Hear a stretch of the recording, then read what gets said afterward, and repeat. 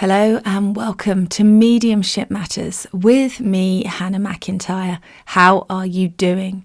Today I'm going to answer some of your questions and I am just loving some of these ones that you guys are sending in. So keep them coming. It really lights up my life. So first up, I've got a question from Samantha. And Samantha says, I'm currently listening to your podcast. It's early days for Samantha. She's only got up to episode 4. I'm assuming she's got further since she emailed. I was curious if you could dive more into card readings, difference between tarot and oracle readings. Can you ask some questions like yes or no? Are they only for spirit and your energy? Any advice would be great. So first of all, Samantha, what I want to say is the answers that you should be able to get if you're working mediumistically. So if you're working with spirit guides, that intelligence of spirit should be at the same caliber, the same quality, regardless of which tool you use to help you access that information. Because of course, we don't really need the cards. The cards give us comfort, they make us feel safe, but they are not necessary for doing a reading. You can just sit in front of somebody and channel information from spirit. Now, I always think that oracle cards are like the fluffy, softer version of tarot, but I am by no means a tarot expert. I'm too lazy to learn all the meanings, and so therefore I mostly work with oracle cards because I don't want to have to look up what the card means every time I work with it. And oracle cards, they have it written on. It's easy peasy weasy. But technically speaking, the energy should be the same. Now, you can ask me yes, no, in the sense that you can intuit from the card that you pull the answer that will give you some sort of guidance, but it's not like, I remember when we were kids, we used to play with playing cards and we would say red was a no and black was a yes, and we wouldn't worry about which card it was. We'd just go with that kind of energy. So I guess it really is whatever you attribute to it, the intention you set when you are shuffling those cards. And that goes for the same for where the information's coming from. Are you setting an intention that the information reflected in the cards will be from your energy or be from the spirit world? Are you wanting guidance and information from your guides, from your loved ones in spirit, from your angels? Where do you want it to come from, or just source? So again, it's you that set these parameters. Oracle cards, which you may have heard me say before, and tarot cards, they are just printed bits of cardboard. They can be incredibly beautiful and have beautiful shiny metallic edges and some stunning artwork, but it doesn't mean that they are some sort of magical thing. It's you using them that creates the magic. You are the magic. You put the intention into them. You put the energy into them. You put the connection into them. So at risk of being really irritating, my advice would be to look at what you want to do, and you can change it every time you work with them. But be in that space of kind of what do I want to do? How do I want to work with it? And see what unfolds for you. Next up, I have a lovely email from Kelly, which I'm not going to read because she just sent it to me, but I just wanted to give her a little shout out and say thank you so much for your message. It really did mean a lot to me, Kelly, and I'm glad you're back out there shining your light. It is and has been tough for us mediums recently, so please don't think you're the only one that's not getting what you were hoping for, the results, etc. Next up, a question from Kirsty, and Kirsty says, "Hi Hannah, I am so happy to have found your podcast. I'm loving it so much and I'm learning every time I listen. Thank you. I wanted to ask a question about receiving energy. I sometimes receive energy on my right-hand side of my body and sometimes on my left-hand side. I'm starting to notice a pattern, but I wanted to get your take on it, if you understand there is a difference or a significance of receiving energy, spirit connections through different sides of my body. I hope this makes sense. Yeah, there can be, Kirsty. So what you need to be doing is taking control of it. And so when you get to the point where you feel like, for example, a man walks in on one side and a lady walks in on the other, that's the intention that you set, and you say to Spirit, this is how I'm going to work now. So for me, I don't have anything like that. I don't have any particular sort of energy tells now. But when I was first developing, when I worked with my spirit guides, different guides, because they all appeared to me separately, even though I now believe that they were all source, would come in from different directions. And because they were coming in from different directions, that would give me a knowing of which guide it was I was working with. So you don't have to work like that, but if that's how it's working for you and you want to follow that, then feel into it, see if you can ascertain what the difference is, what the meaning is for you, and then you can work with that going forward. But yeah, it's never been like that for me. Spirit always come in when I'm working in this room on my right hand side, and when I'm on stage, I think it just depends. I just feel them on whatever side I feel them. I'm trying to think. Yeah, could be either. And then sometimes, for example, if you're working with one sitter in a reading and you get their mum coming through on one side, but their dad is coming through on the other, that is normally a sign to me that there's some sort of separation between the parents, because they've not come in together. They've come in separately, but still for the same person. So then you know that there's some sort of reason and intelligence why they're presenting like that.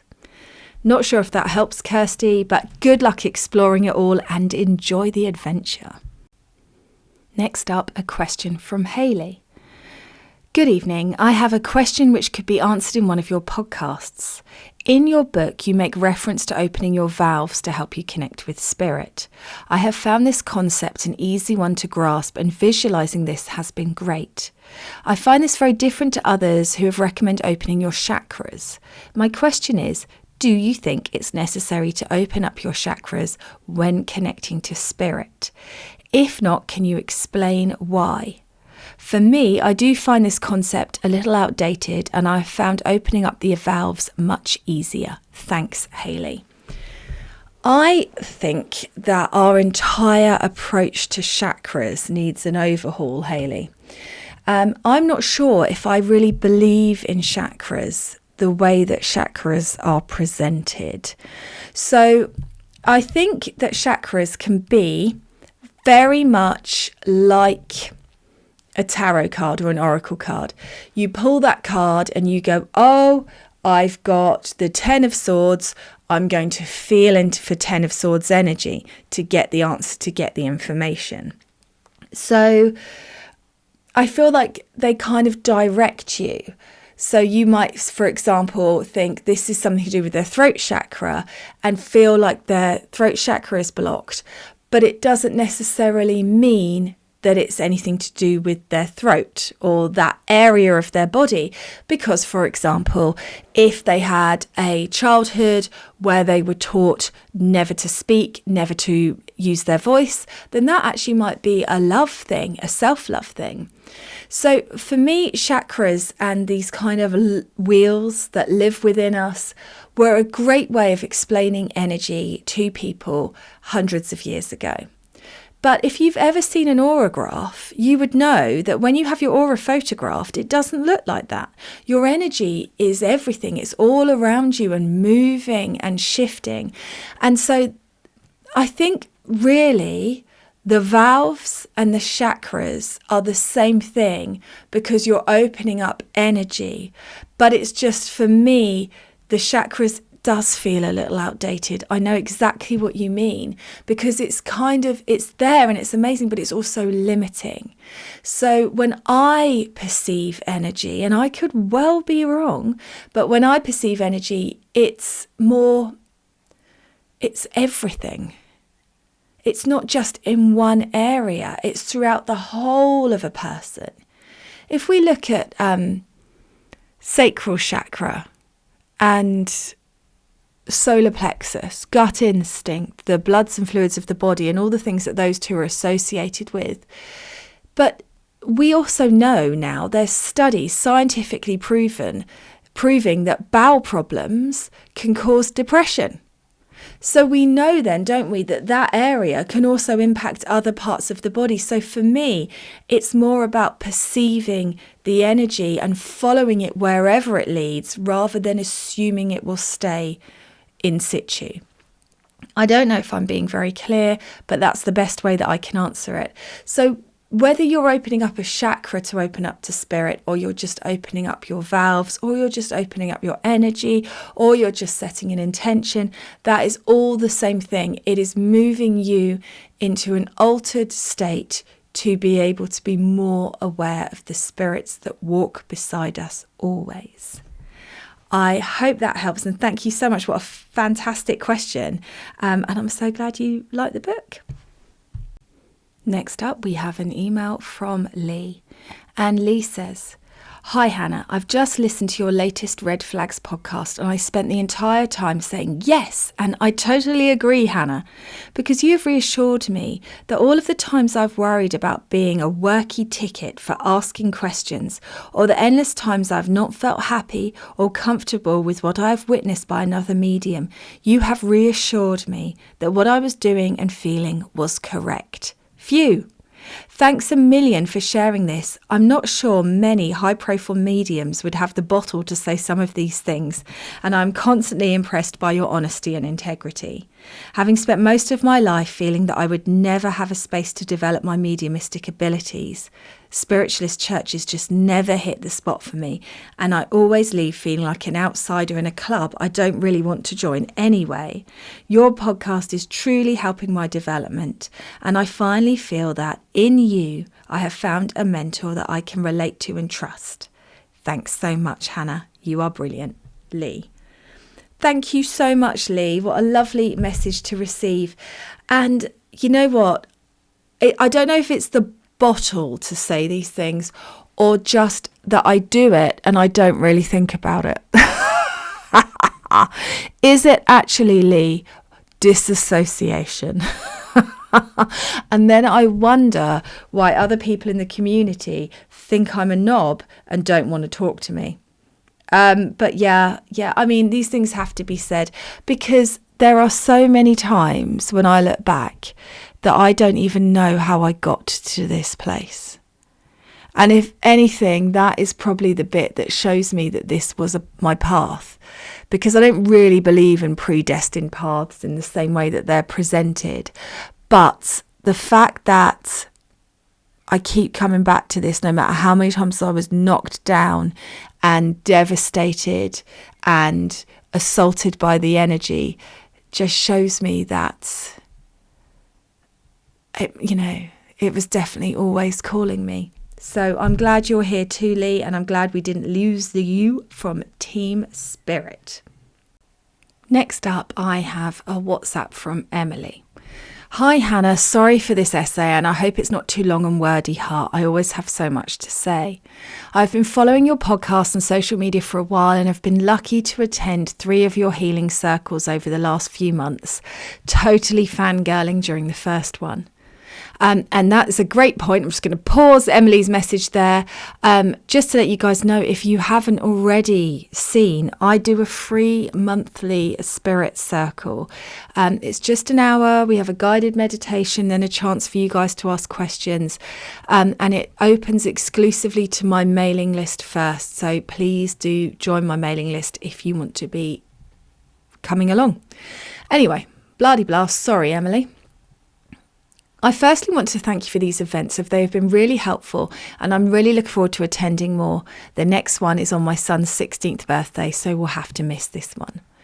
I have been developing my mediumship by myself for a few years now, attending a couple of training sessions with Gordon Smith, and I loved your interview with him, and attending online circles, but they keep getting changed to times I cannot do, so it's not a regular thing. I've been sitting in the power, as they call it, and I've been practicing where I can. But when I say practicing, I mean going on Facebook groups for circles. And there was one group where they share a picture of someone and you are to connect with this spirit and get information from this image. The loved one of this person then feeds back to you and states whether the information you've given is correct or not. I've been getting things through and I've been impressed with what I've been able to bring through about this person and how they were before they passed, and sometimes their ages and other traits. But there have been times when I've not used the right wording, and so when I received feedback, they have said it was wrong, but then they described what I was roughly trying to get across. I then listened to either a podcast episode or as part of the healing circle where you said that this practice is not always helpful, as you are not getting the build-up of energy or the opportunity to change the wording for what the spirit were trying to convey, and you might feel like you are not making much progress from this. Well, this light bulb moment hit hard, as it was exactly how I was feeling, so thank you for that information. I bought your book recently and read it in a day and now keep going back to certain parts, and it has been a great read and so insightful. What I wanted to ask you was about the trance frequency. I've connected with this frequency a couple of times since reading your book, and I've had the most amazing time when doing it. On one session, I felt like I'd been plugged in and I could feel my consciousness stepping back, felt almost like a lean back to allow room. And then it felt like someone was pushing my head back and forth as I relaxed into it. It was getting stronger and stronger. I can only describe it as a kid's punching ball from the 90s that is on a stand and my head was the ball. It felt like it was pushing me back and then correcting my posture. When my back went straight, it then kept me there still, and then the energy died down. I did it again a few days later, and this time the head bob felt like it was turning and looking around. And as I thought, I wonder if it's getting used to my body, I got the message that it was actually allowing me the chance to practice relinquishing control. I relaxed into it and then felt my hands starting to twitch as they wanted to move, and my hands turned upwards, and then the energy kept me there. My throat was itching like it needed to be cleared, and my eyes were itching. I have no idea how to describe the next part, but I will give it a go. Over my face, this energy built, feeling like electric currents and heat. Over my chin and across my cheeks, over my nose and eyes, and then my forehead. It felt like a mask was building over my face, and when it got to my crown, there was more heat across my head. I know that spirit can change your face, but does this sound like that's what was happening? What would you recommend I do next to keep up this practice? I read in your book about setting the intention to allow spirit to use your voice, etc. So I'll be trying this, but I mean, am I best just sticking with spirit guide work like this and not stepping into evidential mediumship part until I'm able to join the Mediumship Matters school? Or do you think practicing with loved ones by myself would be okay? I don't mean this from a fearful perspective, because I've not once felt fear in this scenario, and I do not think there is anything like that in the spirit realm.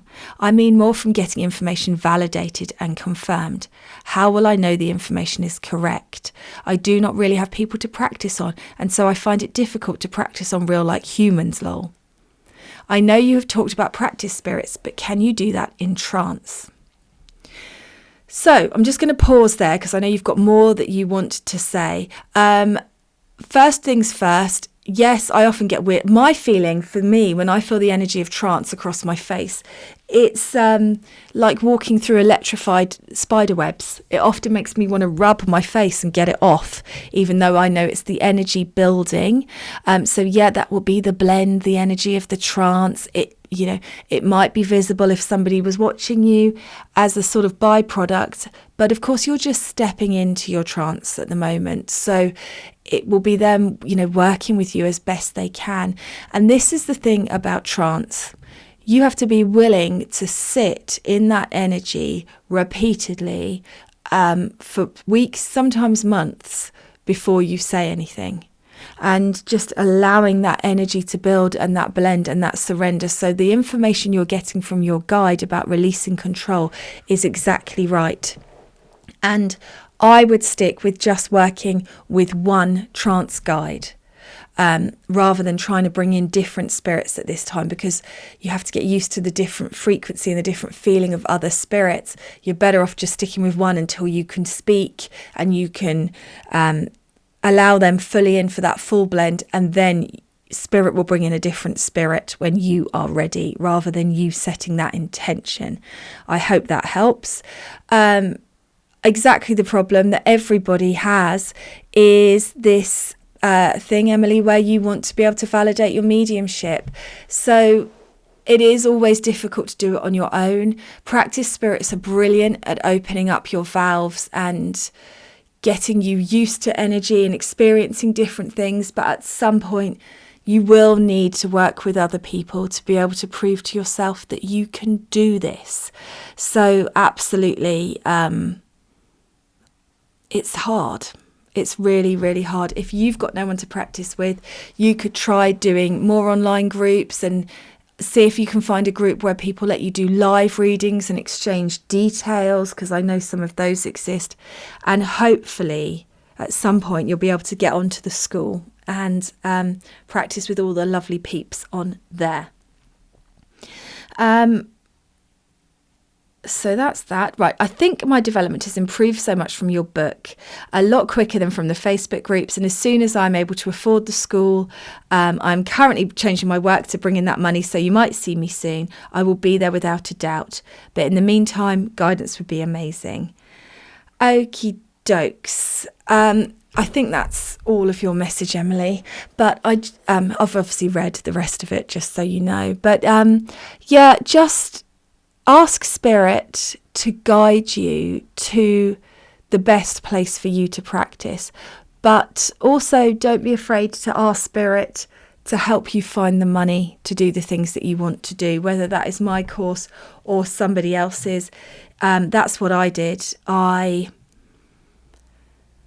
always got Spirit to help me with finding, manifesting, whatever you want to call it, the money that I needed to be able to do courses, and it always happened, for which I am incredibly, incredibly grateful. Next out, I just wanted to give a shout out to Nancy, who sent me a really, really beautiful email. Nancy from USA. So I'm really glad to have you on the team, Nancy, and I am really glad that you enjoy the podcast. Thank you so much for messaging. Next up is Steve. Hannah, just been catching up on the podcast and want to thank you so much for answering my question regarding the Ouija board. Many years ago, I used them very successfully, but my wife will not allow me to use them in our house as she thinks we will invite in unwanted guests. One more question, if that's okay. If this current life is part of our spiritual journey and we take lessons from this visit, do you think we will return to learn more once this visit is over? If so, do you think we will be born again in current time years or in the past and in similar circumstances? Will we be born in our present country? Sorry for so many questions, ha. Keep doing what you're doing, Steve. I love this question, Steve. Right. I'm trying to work out how to fit this into an answer that is going to be coherent and not too lengthy. As far as I know, time does not exist for the spirit. It is a human construct. Therefore, I believe that all of our soul's experiences are happening simultaneously.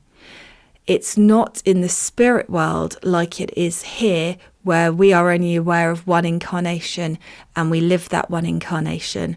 I believe from a soul's point of view, we are living all of the incarnations at once.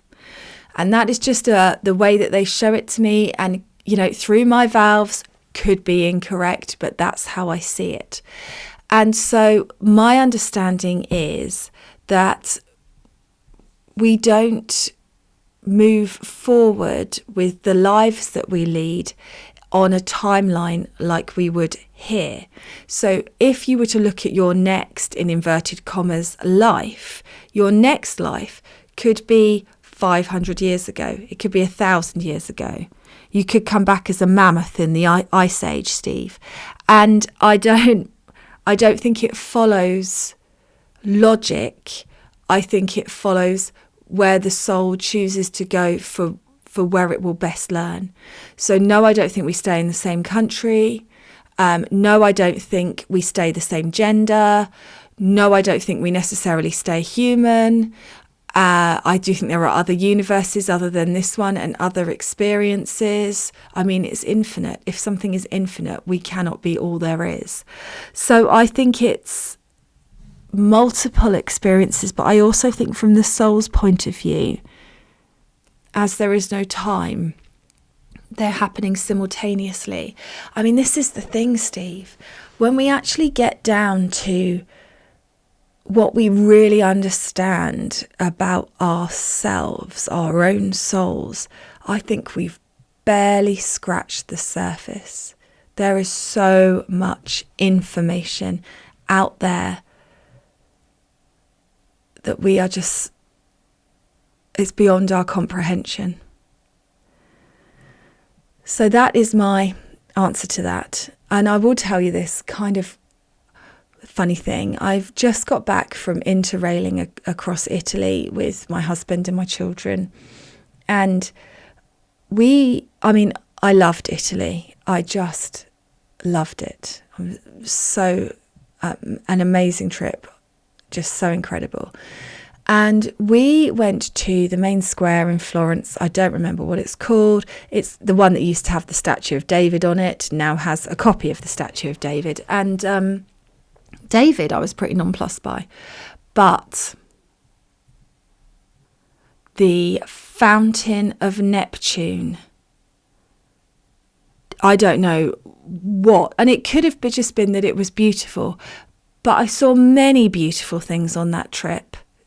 Italy is just stunning, but there was something about that statue. I couldn't look at it without weeping. And I don't mean a little bit of crying. I mean like ugly crying. It pulled out something in me. And I did think, I wonder if I recognise it from one of my incarnations, from something that actually is happening to my soul right now, from a soul's point of view. But there just was this pull and this energy, and I had to put my big sunglasses on because I look ridiculous. But yeah, so I don't think we know. I think it's beyond anything we can really understand, and all of our understanding about everything, past lives, future lives, Akashic records, the meaning of life, our soul's experience. I don't think we actually understand any of it in fullness. So I've probably given you more questions than you started with, Steve, but we do the best we can, don't we? Thanks for messaging. Next up, I have an email from Paz. Hi Hannah, my name is Paz, I'm from Chile, and I've been hearing your podcast for a while, and it is the only podcast I hear and enjoy a lot. Love your fun and easy approach to the interesting topics and help me a lot in my journey. I have some questions for you I don't remember hearing in your episodes.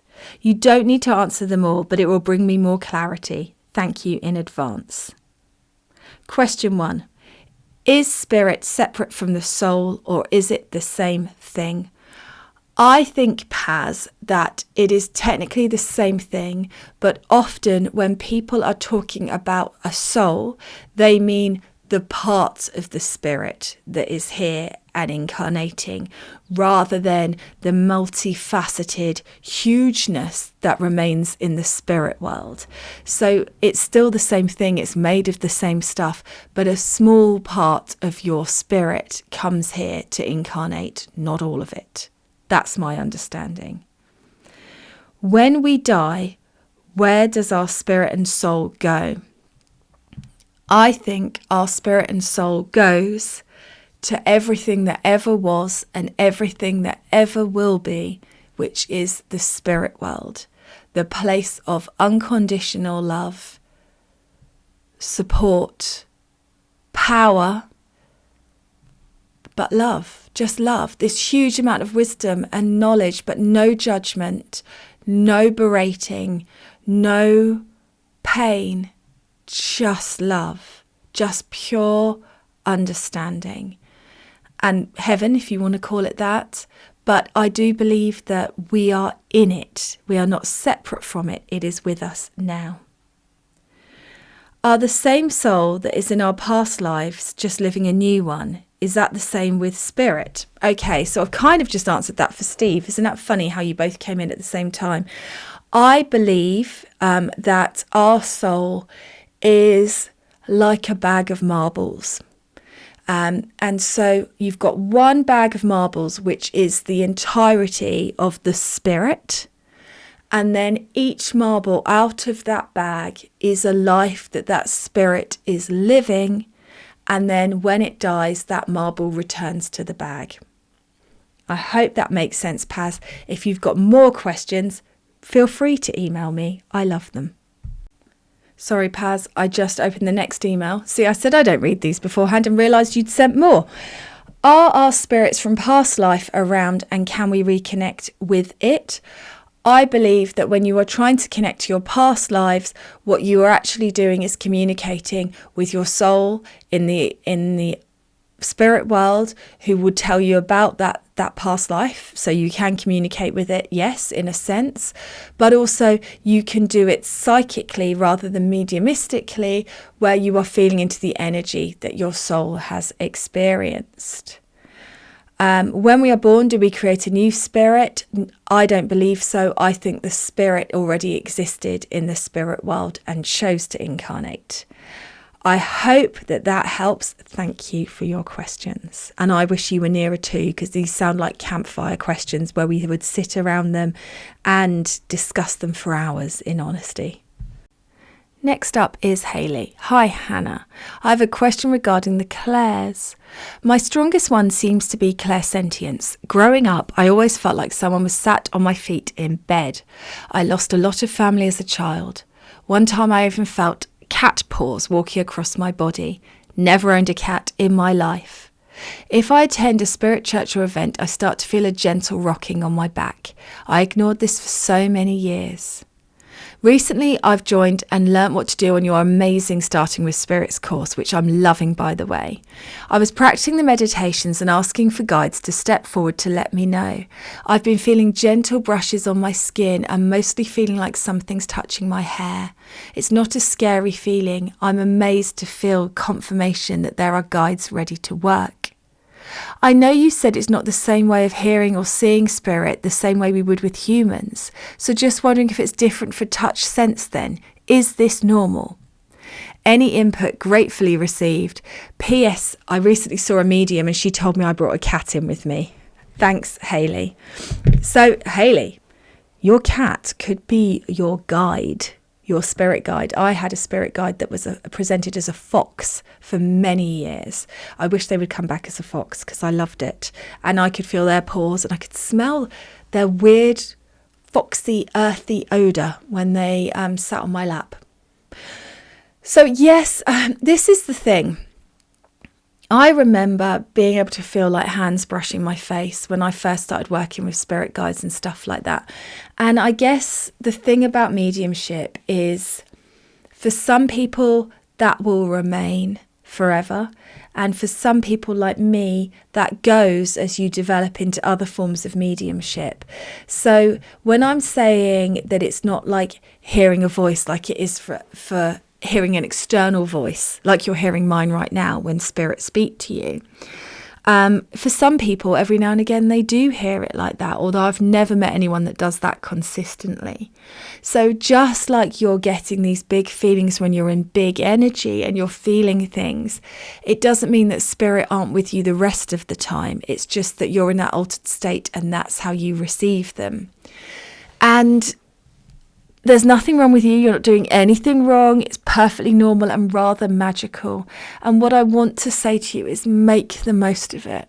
Like, absorb every minute of wonder, because when they stop doing stuff like this, well, they did for me, you miss it so much. What you wouldn't give for that feeling of just a hand stroking your face once more. But in my experience, for me, it was very much sort of, we did this to get you going. now we've proven to you that we are there. Now you have to work on faith. And I really do miss all of those physical feelings so very much. So amazing, absolutely incredible. And I'm so glad you're enjoying the course, and just keep up the good work. I'm sure that half of the listeners to this podcast are incredibly jealous. Hi, Hannah. I have a problem. So I absolutely love doing the spirit circles. I cannot wait till they come.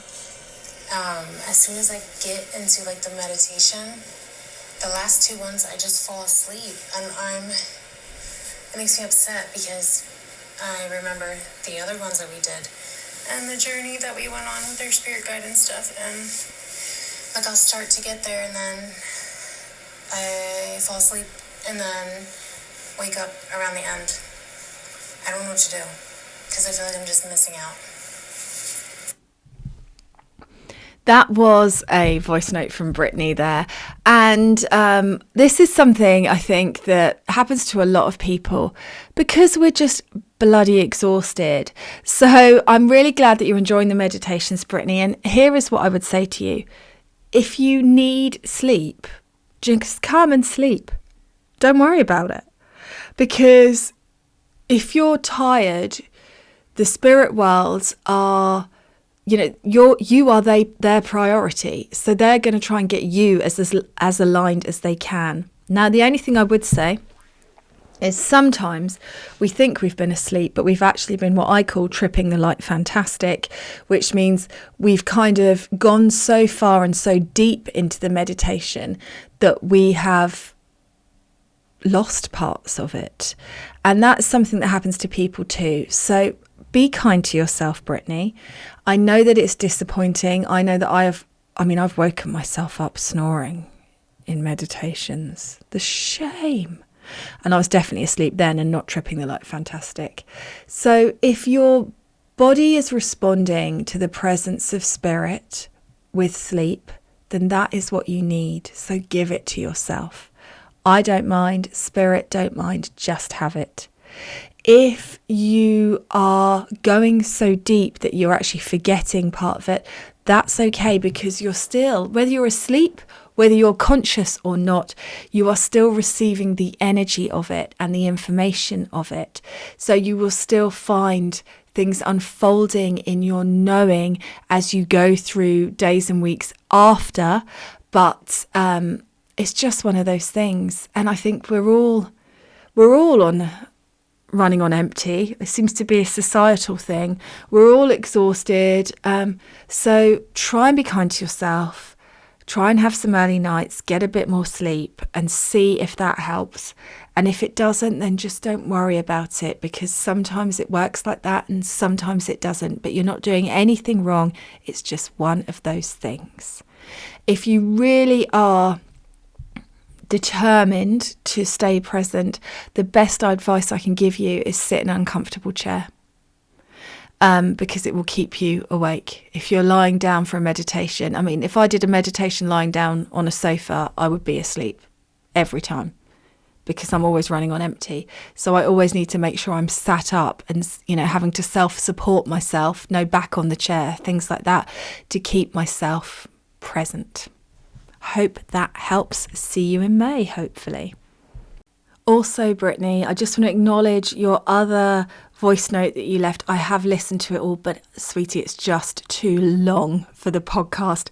I haven't got the capacity to edit that, I'm afraid, but I have listened. So thank you so much for getting in touch. And it sounds like you've got some incredible stuff going on. Okay, so I'm going to end this episode here. I hope that you've enjoyed it. I have got some messages, voice notes and things about red flags, mediumship manners, smoke and mirrors episode. And I'm going to do one where we go back through all of those before this season ends. I also have got some more things to share with you about stuff that's been unfolding. It's been all go here. If you would like to submit a question to be on season 6 of the podcast that will be released in September, then please do drop me over a WhatsApp or send an email to the show. And I hope you enjoy the last interview of season 5 with the amazing Linda Hughes that you will be able to hear next week. Take care, everyone.